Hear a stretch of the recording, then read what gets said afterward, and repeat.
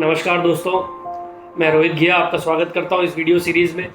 और उससे बड़ी बात यह है कि मैं आपके कुशल मंगल होने की कामना करता हूं कि आप इस पैंडमिक से अपने आप को सेव करें और अपने साथ साथ दूसरों को भी सेव करें, समझाएं, सोशल डिस्टेंसिंग फॉलो करें, क्योंकि अब हमारा लॉकडाउन काफ़ी अपलिफ्ट हो गया है। तो हमें ये सब चीज़ें इम्प्लीमेंट करनी पड़ेंगी to have a better life and to save our health. और बहुत ज़रूरी है क्योंकि हम 130 करोड़ भारतीय अगर ये सब चीज़ें करेंगे तो definitely India will grow from year. So हमारे इस वीडियो सीरीज़ में बहुत सारे वीडियोस बने हैं और मैं आप सबका बहुत ही शुक्रगुजार हूँ कि बहुत सारे फीडबैक्स भी आए कि कुछ टॉपिक्स में लोगों को काफ़ी इंटरेस्ट आया है, कुछ टॉपिक्स से लोगों ने काफ़ी कुछ सीखा है। सो बहुत मज़ा आ रहा है डेफिनेटली आप लोगों से बात करने का और ख़ुद भी कुछ सीखने का, क्योंकि यही एक तरीका है डेफिनेटली एक लर्निंग का इस एरा में कि दूसरों से भी सीखा जाए और दूसरों को भी कुछ बताया जाए। सो डेफिनेटली आज का जो हमारा टॉपिक है दैट इज़ द कंपनी, जिसका मतलब जिन्होंने इंडिया की पिक्चर को बिल्कुल चेंज कर दिया है, और इस कंपनी का नाम है जियो। तो आप ये देखिए, मतलब इनक्रेडिबल परफॉर्मेंस, इनक्रेडिबल विजन और इनक्रेडिबल एग्जीक्यूशन। 2016 में ये कंपनी स्टार्ट हुई, राइट। और सबसे पहले तो इंटरनेट बेस्ड रेवेन्यू मॉडल था इनका, वॉइस तो फ्री था, और उस समय थोड़ा सा 2016 से 18 के भी थर्ड क्वार्टर तक दे वर इनटू लॉसेस, बट 2018 से they started coming into the profit. और आप ये देखिए 2020 में they become a profitable with 5,000 crore in the last financial year 1920 they declared the profit of more than 5,000 crore. तो कितनी गजब की बात है।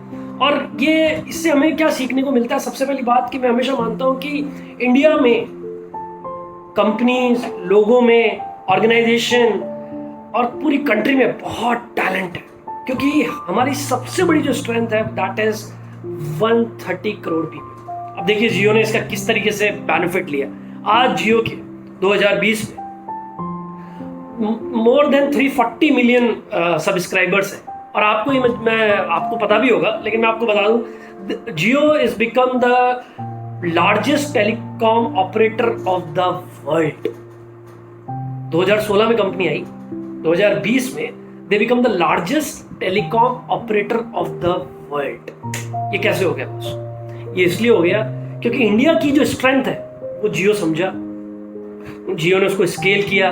और डेफिनेटली जियो ने जैसे अपने बिगिनिंग्स किए थे, अपने आप को रिवाइटल किया, नई नई टेक्नोलॉजी लेके आए, और आज आप ये देख लीजिए 2020 में they become the digital organization also. और इससे एक और चीज़ समझ में आती है कि समय के साथ साथ हमें बदलना बड़ा ज़रूरी है। रिलायंस ग्रुप को देख लीजिए आप, जो मुकेश अंबानी जी का रिलायंस ग्रुप है, किस तरीके से उन्होंने अपने आप को बदला और आज कहाँ पे आके वो मतलब स्टैंड कर रहे हैं।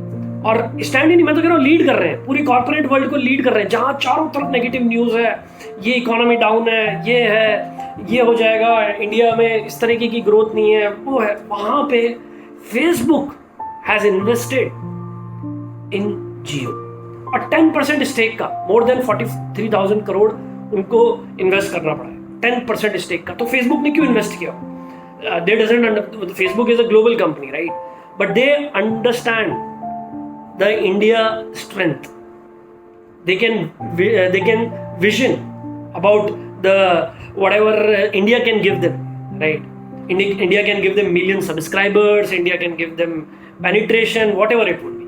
तो Facebook ने इसलिए जियो के साथ इन्वेस्ट किया क्योंकि एक तो Jio is a strong company now and India is a strong country.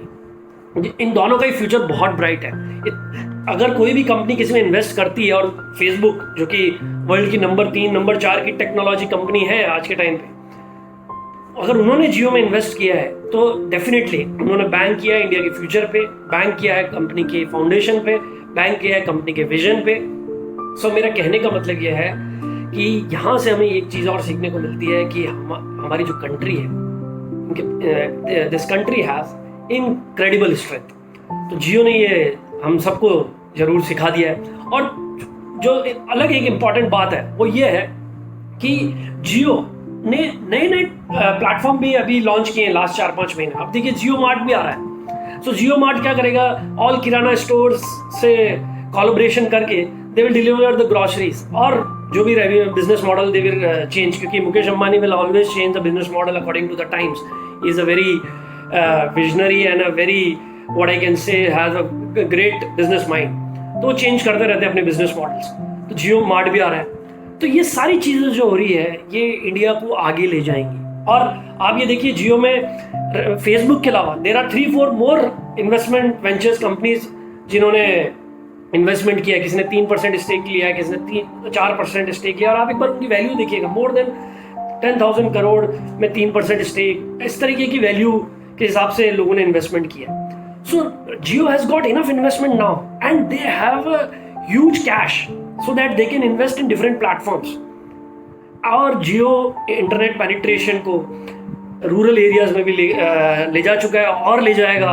और जियो फाइबर देख लीजिए आप, Jio fibre, what a great technology.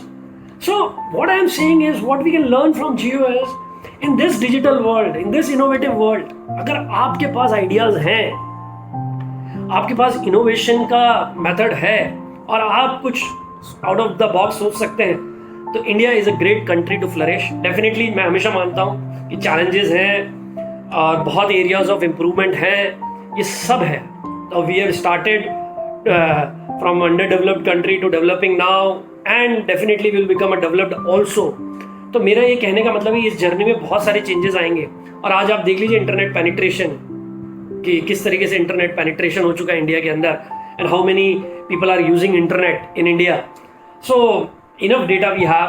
So what I am saying here is ki we can learn 3-4 things from Jio. First, that you have to believe in yourself, that if you want you can change the world.